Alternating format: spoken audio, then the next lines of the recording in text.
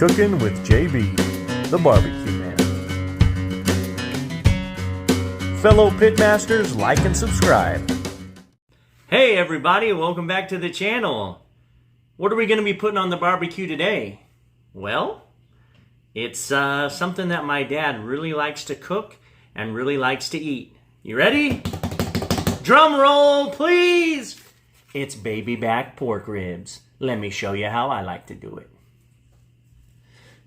Okay everybody, we're going to start off with taking these baby back pork ribs. These are Smithfield baby back pork ribs out of their vacuum seal bag. So grab my knife, cut open the bag here, slice all the way down so we can get them out fairly easily. Try not to make a mess. And the first thing we're going to do is we're going to get the membrane off of the back. When you do pork ribs, it's best to take the membrane off if you can. You don't have to. If you're going to cook them all the way to finish, the membrane will start to break down. But most people would tell you that if you're going to do pork ribs, go ahead and peel the membrane. So let's see if we can do that here. So I'm just going to try to get underneath here just a little bit. A little bit of slicing here. And one of the secrets is if you use a paper towel, you can kind of grab that membrane, and as you can see, it just kind of peels off. There might be a little bit remaining, and we'll get that too here in a second. So there's the membrane. That's 90% of it off. I don't know if you guys can see that. You can see the difference where the membrane's still there versus where it's not there. So I'm just going to kind of get my knife. You just get right under the skin, get you a little piece that you can grab, and then you just peel her off. So, that's it for membrane removal. Now, I don't know if you guys can see this, but there's a big hunk of hanging fat there.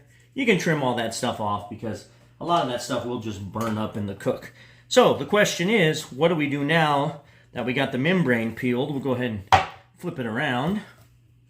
There's our meat side of the ribs. Now, I'm going to wash my hands. We're going to put a binder on there. We're going to let that binder set, and then we'll add our spices. So let me open up the refrigerator, grab some mustard. This is what I like to use as a binder. We'll just put it on there. These ribs are pretty dry. I didn't need to pat them. They're not wet. If you took them out of your refrigerator and you notice that they were kind of wet, then you might want to pat them dry. But if they're not wet, you can go ahead and put your binder on. Now we're just going to give that mustard a few minutes to set. You guys aren't going to have to wait for that. And then we'll turn the camera back on and I'll show you how I season them up. Okay, it's been a few minutes and that mustard has kind of set up. So let's look at what we're going to be using today as a seasoning. These are our seasonings. We bring that into frame. That's a McCormick, garlic herb, and black pepper sea salt. That's a Cuisinart, KC sweet. Sweet seasoning is always good for ribs because pork is complemented by things that are sweet. And then lastly, this roasted chipotle garlic seasoning, which is also by Cuisinart. And we're going to mix all three of them in about a 3-part even combination. So, there they all are. All right, let's get into it. So, I'm going to start with the finer one and then go down to the next finest and then the coarsest. So here we go. This one is the KC Sweet. So we're just going to start sprinkling. And I did put some parchment paper down underneath my cutting board because I don't want to get spices and granules all over my kitchen counter. I mean, some is okay, but I don't want it to go everywhere if I can avoid it. So there we go. And we'll just try to get all the areas. Now, there are a couple of different schools of thought when it comes to seasoning ribs. Should you season the bone side? I don't. I don't think you need to. You can, but most people will not see the bone side. They'll just see the top side.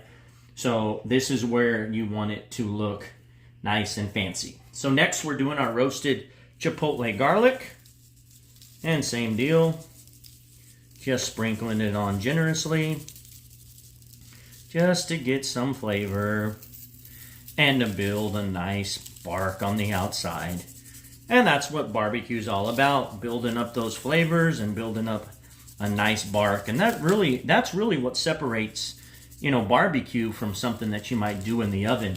Is that you just can't get the same type of bark that you can get on a barbecue. And then lastly, the garlic herb and black pepper and sea salt.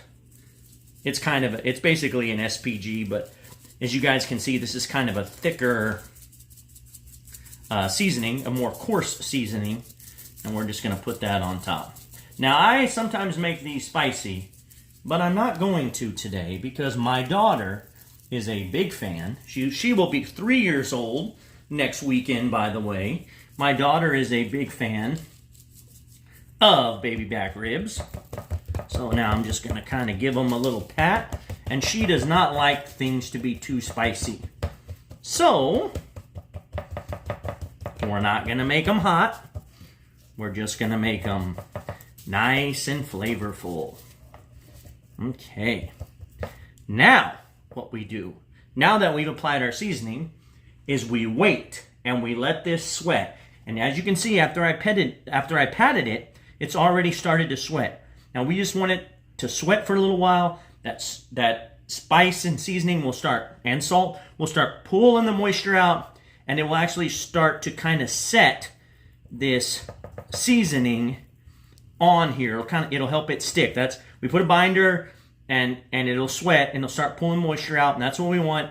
And in a few minutes, we'll be ready to go put it on the barbecue pit, and I'll show you guys how I got the pit set up for doing ribs.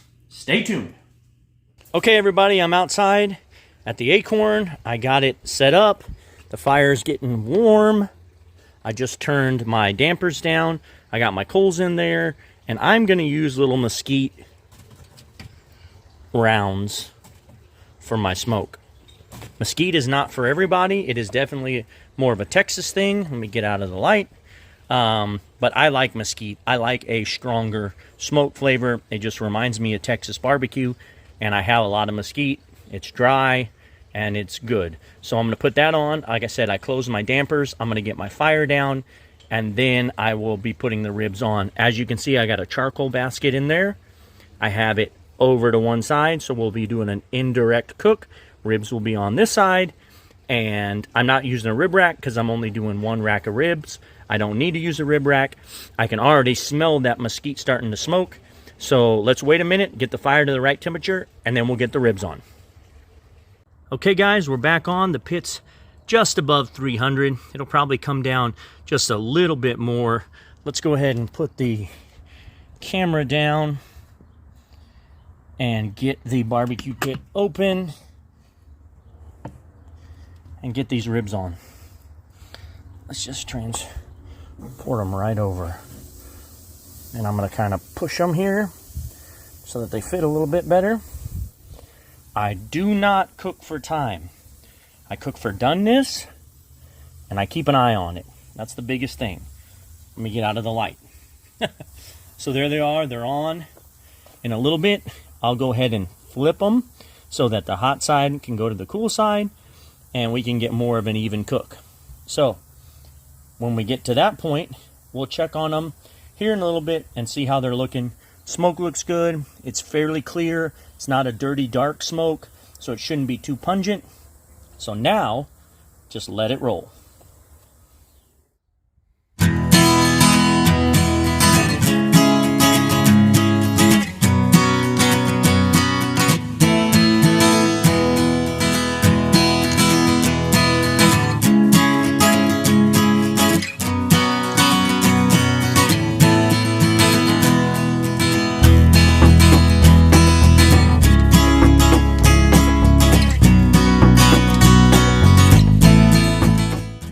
All right, guys, let's take a peek. It's been about an hour.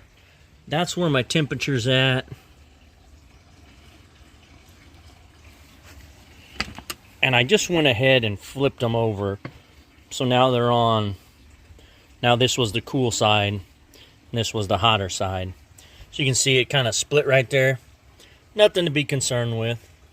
It's kind of drying out. It's pulling off the bone, and it just split there. But nothing wrong with that. I'm not cooking for a competition. I'm cooking to make them taste good. So let's let them keep rolling. Temperature looks good.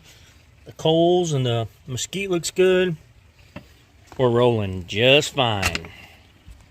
All right, guys, let's open her up.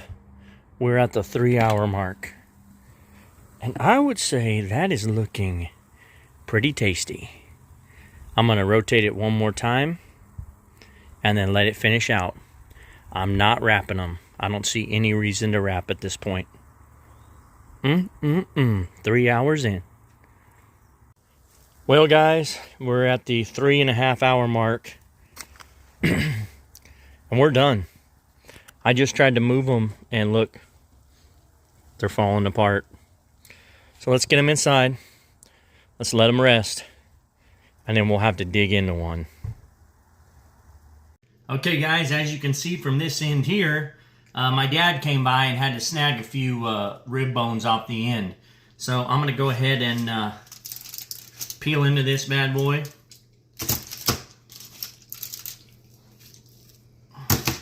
And that's how they should separate. So I'm just going to take a little bit off the end here.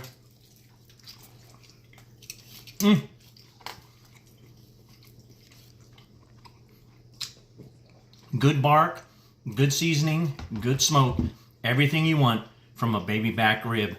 Thanks for watching. I hope you guys learned something. Just to follow up, just a real quick recap. About 3.5 hours at about 285 degrees on the pit with some charcoal and mesquite disc for smoke. And that's really all you need. That'll get you done. So thanks for watching, everybody. If this is something you like, think about subscribing. Be safe.